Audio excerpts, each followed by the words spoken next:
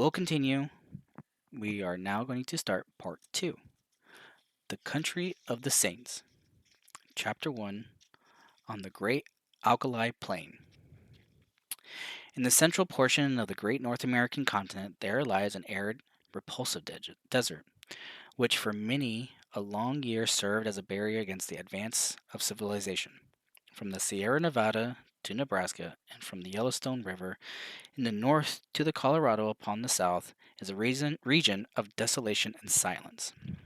Nor is nature always in one mood throughout this grim district. It compromises snow-capped and lofty mountains and dark and gloomy valleys. There are swift-flowing rivers which dash through jagged canyons, and there are enormous plains, which in winter are white with snow and in summer are gray with saline alkali dust. They all preserve, however, the common characteristics of barrenness, inhospitality, and misery. There are no inhabitants of this land of despair. A band of Pawnees or of Blackfeet may occasionally traverse in it in order to reach other hunting grounds, but the hardiest of the braves are glad to lose sight of those awesome plains, and to find themselves once more upon their prairies. The coyote skulls among the scrub, the buzzard's flaps heavily through the air, and the clumsy grizzly bear lumbers through the dark ravines, and picks up such sustenance as it can amongst the rocks. These are the sole dwellers in the wilderness. In the whole world there can be no more dreary view than that from the northern slopes of the Sierra Blanco.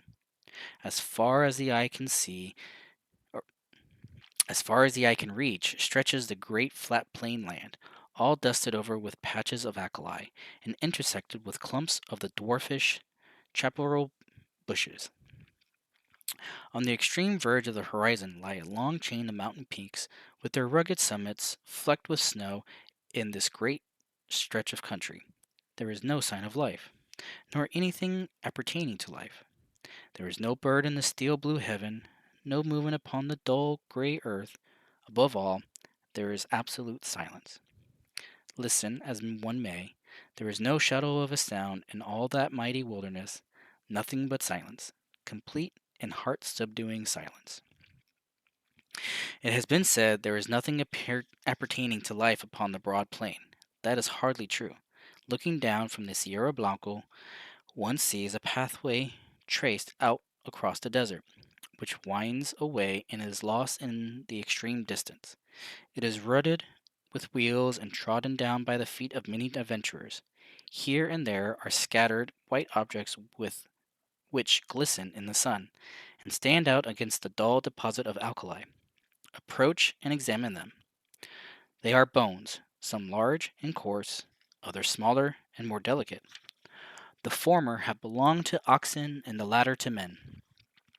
For 1,500 miles one may trace this ghastly caravan route by these scattered remains for those who had fallen by the wayside. Looking down on this very scene, there stood upon the 4th of May, 1847, a solitary traveler. His appearance was such that he might have been the very genius or demon of the region. An observer would have found it difficult to say whether he was nearer to 40 or to 60. His face was lean and haggard, and the brow parchment-like skin was drawn tightly over the projecting bones. His long brown hair and beard were all flecked and dashed with white. His eyes were sunken in his head and burned with an unnatural lustre, while the hand which grasped the rifle was hardly more fleshy than that of a skeleton. As he stood, he leaned upon his weapon for support, and yet his tall figure and the massive framework of his bones suggested a wiry and vigorous constitution. His gaunt face, however, and his clothes, which hung so baggily over his shriveled limbs, proclaimed what it was that gave him that smile and decrepit, decrepit appearance. The man was dying from hunger and from thirst. He had toiled painfully down the ravine and on to this little elevation in the vain hope of seeing some signs of water. Now the great salt plain stretched before his eyes, and the distant belt of savage mountains, without a sign anywhere of plant or tree, which might indicate the presence of moisture. In all that broad landscape there was no gleam of hope. North and east and west he looked with wild, questioning eyes. And then he realized that his wanderings had come to an end, and that there, on that barren crag, he was about to die. Why not here as well as why not here as well as in a feather bed, 20 years hence? He muttered, and he seated himself in the shelter of a boulder. Before sitting down, he had deposited upon the ground his useless rifle and also a large bundle tied up in a gray shawl, which he had carried slung over his right shoulder. It appeared to be somewhat too heavy for his strength, for in lowering it, it came down on the ground with some little violence. Instantly, there broke from the gray parcel a little moaning cry, and from it there protruded a small scared face, with very bright brown eyes and two little speckled dimples, fists. "You've hurt me," said a childish voice reproachfully. "Have I, though?" the man answered penitently. "I didn't go for to do it." As he spoke, he unwrapped the gray shawl and extricated a pretty little girl about 5 years of age. Those dainty shoes and smart pink frock, with its little linen apron, all bespoke a mother's care. The child was pale and wan, but her healthy arms and legs showed that she had suffered less than her companion. "How is it now?" he answered anxiously, for she was still rubbing the towsy golden curls which covered the back of her head. "Kiss it and make it well," she said, with perfect gravity, shoving the injured part to him. "That's what Mother used to do." "Where's Mother?" "Mother is gone. I guess you'll see her before long." "Gone, eh?" said the little girl. "Funny. She didn't say good-bye. She most always did if she was just going over to Auntie's for tea. And now she's been away 3 days. Say, it's awful dry, ain't it? Ain't there no water? Nor nothing to eat?" "No, there ain't nothing, dearie. You'll just need to be patient a while, and then you'll be all right. Put your head up agin me like that, and then you'll feel bullier. It ain't easy to talk when your lips is like leather, but I guess I'd best let you know how the cards lie. What's that you've got?" "Pretty things, fine things," cried the little girl enthusiastically, holding up two glittering fragments of mica. "When we go back to home, I'll give them to Brother Bob." "You'll see prettier things than them soon," said the man confidently. "You just wait a bit. I was going to tell you, though. You remember when we left the river?" "Oh, yes." "Well, we reckon we strike another river soon, did you see? But there was something wrong. Compasses or maps or something, and it didn't turn up. Water ran out, just except a little drop for the likes of you and "And you couldn't wash yourself," interrupted his companion gravely, staring up at his grimy visage. "No, nor drink. And Mr. Bender, he was the fust to go, and then Indian Pete, and then Mrs. McGregor, and then Johnny Hones, and then, dearie, your mother." "Then mother's a deader too," cried the little girl, dropping her face in her pinafore and sobbing bitterly. "Yes, they all went except you and me. Then I thought there was some chance of water in this direction, so I heaved you over my shoulder and we tramped it together. It don't seem as though we've improved matters. There's an almighty chance for us now." "Do you mean that we're going to die too?" asked the child, checking her sobs and raising her tear-stained face. "I guess that's about the size of it." "Why didn't you say before?" she said, laughing gleefully. "You gave me such a fright. Why, of course now, as long as we die, we'll be with Mother again." "Yes, you will, dearie. And you too. I'll tell her how awful good you've been. I'll bet she meets us at the door of heaven with a big pitcher of water and a lot of buckwheat cakes, hot and toasted on both sides, like Bob and me was fond of. How long will it be first?" "I don't know." Not very long. The man's eyes were fixed upon the northern horizon. In the blue vault of the heaven there had appeared three little specks which increased in size every moment, so rapidly did they approach. They speedily resolved themselves into three large brown birds. Each circled over the heads of the other two wanderers, and then settled upon some rocks which overlooked them. They were buzzards, the vultures of the west, whose coming is the forerunner of death. "Cocks and hens!" cried the little girl gleefully, pointing at their ill-omened forms and clapping her hands to make them rise. "Say, did God make this country?" "In course he did. said her companion, rather startled by this unexpected question. He made the country down in Illinois, and he made the Missouri. The little girl continued. I guess somebody else made this the country in these parts. It's not nearly so well done. They forgot the water and the trees. What would ye think of offering up prayer? The man asked diffidently. It ain't night yet, she answered. It don't matter. It ain't quite regular, but he won't mind that, you bet. You say over them ones that you used to say every night in the wagon when we was on the plains? Why don't you say something yourself? The child asked, with wondering eyes. I disremember them, he answered. I hain't said none since I was half the height o' that gun. I guess it's never too late. You say them out, and I'll stand by and come in on the choruses. Then you'll need to kneel down, and me too, she said, laying the shawl out for the purpose. You've got to put your hands up like this. It makes you feel kind of good. It was a strange sight, and there had been anything but the buzzards to see it. Side by side on the narrow shawl knelt the two wanderers, the little prattling child and the reckless, hardened adventurer. Her chubby face and his haggard, angular visage were both turned up to the cloudless heaven in a heartfelt entreaty to that dread being with whom they were face to face, while the two voices, the one thin and clear, the other deep and harsh, united in the entreaty for mercy and forgiveness. The prayer finished, they resumed their seat in the shadow of the boulder until the child fell asleep, nestling upon the broad breast of her protector. He watched over her slumber for some time, but nature proved to be so strong for him. For 3 days and 3 nights he had allowed himself neither rest nor response. Slowly the eyelids drooped over the tired eyes, and the head sunk lower and lower upon the breast, until the man's grizzled beard was mixed with the gold tresses of his companion, and both slept the same deep and dreamless slumber. Had the wanderer remained awake for another half hour, a strange sight would have met his eyes. Far away on the extreme verge of the alkali plain, there rose up a little spray of dust, very slight at first, and hardly to be distinguished from the mists of the distance, but gradually growing higher and broader until it formed a solid, well defined cloud. This cloud continued to increase in size until it became evident that it could only be raised by a great multitude of moving creatures. In more fertile spots, the observer would have come to the conclusion that one of those great herds of bisons which graze upon the prairie land was approaching him. This was obviously impossible in these arid wilds.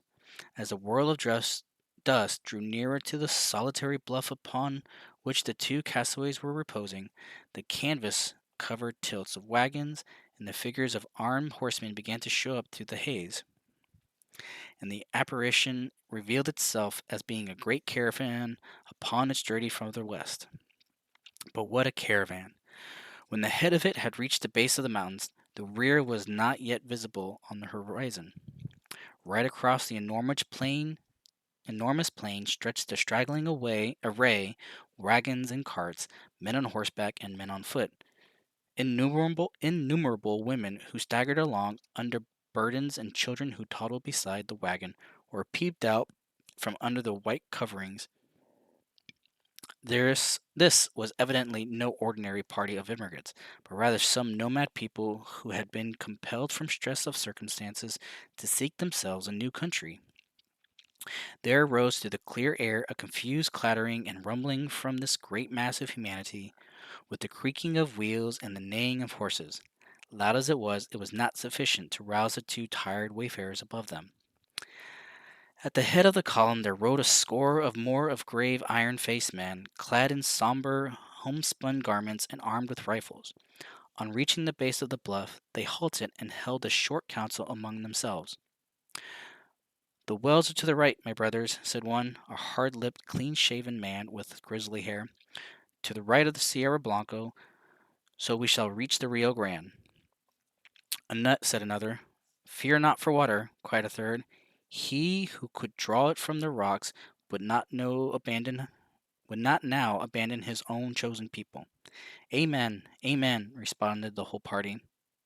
They were about to resume their journey when one of the youngest and keenest eye uttered an exclamation and pointed up at the rugged crag above them. From its summit there fluttered a little wisp of pink, showing up hard and bright against the gray rocks behind. At the sight there was a general reining up of horses and unslinging of guns, while fresh horsemen came galloping up to reinforce the vanguard. The word "Redskins" was on every lip. "There can't be any number of Injuns here," said the elderly man who appeared to be in command. "We have passed the Pawnee, and there are no other tribes until we cross the great mountains." "Shall I go forward and see, Brother Stangerson?" asked one of the band. And I," cried a dozen voices. "Leave your horses below, and we will await you here," the elder answered. In a moment the young fellows had dismounted, fastened their horses, and were ascending the precipitous slope which led up to the object which had excited their curiosity. They advanced rapidly and noisily, with the confidence and dexterity of practiced scouts.